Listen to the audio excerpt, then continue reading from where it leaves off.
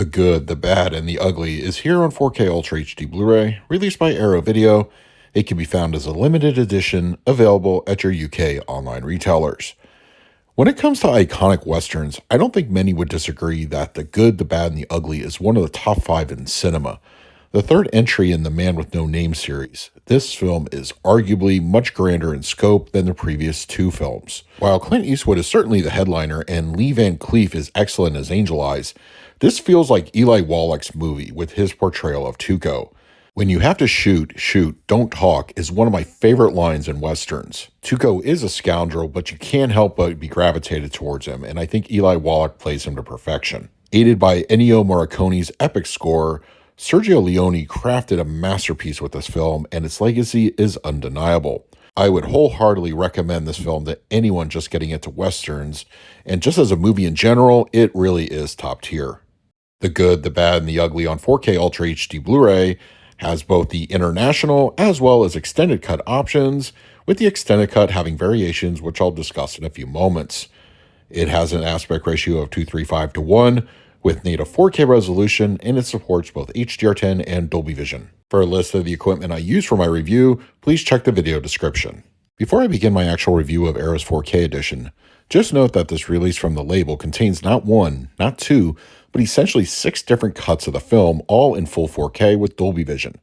Disc 1 houses the international version, Disc 2 the extended cut, with additional subversions accessed by a secret menu option in the special features. These additional versions include the extended Tuco torture sequence, and with the grotto scene that was later dubbed by Eli Wallach decades after the film, and variations with or without the grotto piece, as well as everything but the kitchen sink, which you can select by pressing right on the remote when highlighting the Play the Grotto scene and select the And More option.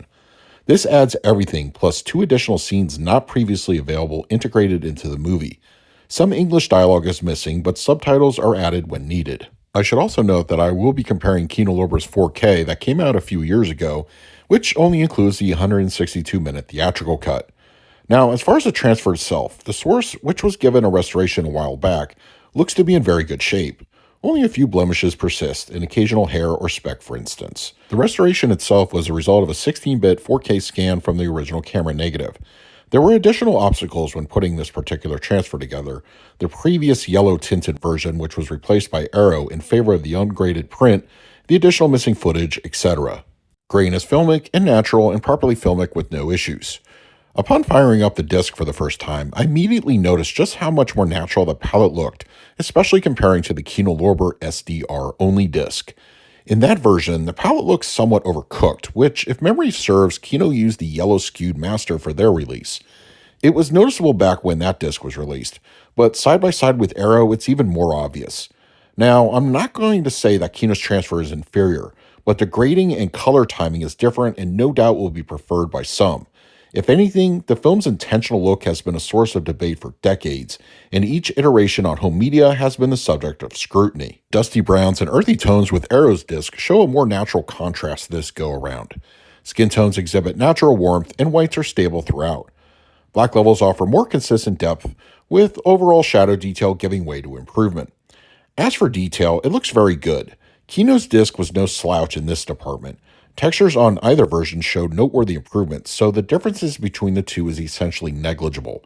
Still, some optical and transition shots do produce some softness and less than ideal resolution visuals.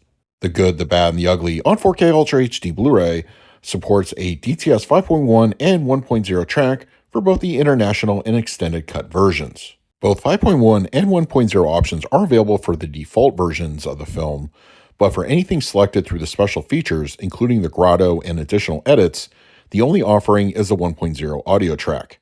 I watched the film in its entirety with the kitchen sink cut, but I did go back and sample the 5.1 audio track. To my ears, the 1.0 had good presence and really was a fairly dynamic experience.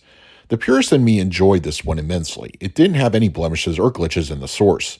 For the 5.1, mostly the additional speaker real estate is used to expand Morricone's legendary score. Some slight ambience and action pour through, but the sound design remains primarily front-focused. Now, I'm seeing reports online that the 5.1 is missing a couple of audio cues, which is apparently a holdover from a previous retooling of the track years ago. This involves missing laughter from a group of soldiers at a point in the movie. Is it the kind of thing that is really a deal breaker? For me, no, but I can imagine for a few out there it probably is, though I don't personally see Arrow issuing a recall for this minor oversight. As was the case for the previous two films in the Dollars trilogy, I was unable to access the bulk of extras included on disc number 3. I wasn't able to use my Panasonic's region-free hack as I'm able to for the other films of that region, so I'm not able to properly discuss or evaluate the bonus features. According to the website, these bonus materials are numerous and look to be very informative. I think I may finally break down and pick up a region-free player because the thought of missing out on these bonus features in all 3 movies is a bit much. With that said, there are still some audio commentaries available on the 4K discs, but a very interesting feature is on disc 4 and it is region-free. This is the full-length documentary Sad Hill on Earth, which itself has extras included. If you haven't seen it, it is definitely a love letter to the film, and it's a high recommendation. Just be aware that if you are choosing to wait for the standard release of this film on 4K, this particular feature will not be included. For the picture quality, I'm going to give The Good, the Bad, and the Ugly on 4K Ultra HD Blu-ray an A. It's really a choice of personal preference, but for me, Arrow's transfer of the film and its many variations make this a significant and almost definitive version to get on the format. The movie was given the proper respect it deserves, and I think most fans will agree that this is the way to watch the film. For the audio, I scored it a B+. I've always been partial to the 1.0 mono mix of the movie, but the 5.1 does offer some enhancement to the sound design. No matter which version you opt for, I think you'll enjoy the audio experience. And I was not able to assign an extras grade for this review. Even though I can't properly grade most of the bonus features, the ones I can access are certainly worth your time. Looking at the bonus materials on the website, this easily would be the most comprehensive amount of supplements for this film on 4K. And if you own the Kino Lorber disc, you may want to hold on to that for the extras, as many of those supplements have ported over for the Arrow release. So that is my review of The Good, the Bad, and the Ugly on 4K Ultra HD Blu-ray from Arrow Video. If you're interested in picking up a copy for yourself, I will leave a direct link in the comment section, but if you have the disc already, let me know your thoughts down below. In the meantime, please like, subscribe, hit that bell notification. So until next time, this is Adam with Movie Guide 365. I will see you at the movies.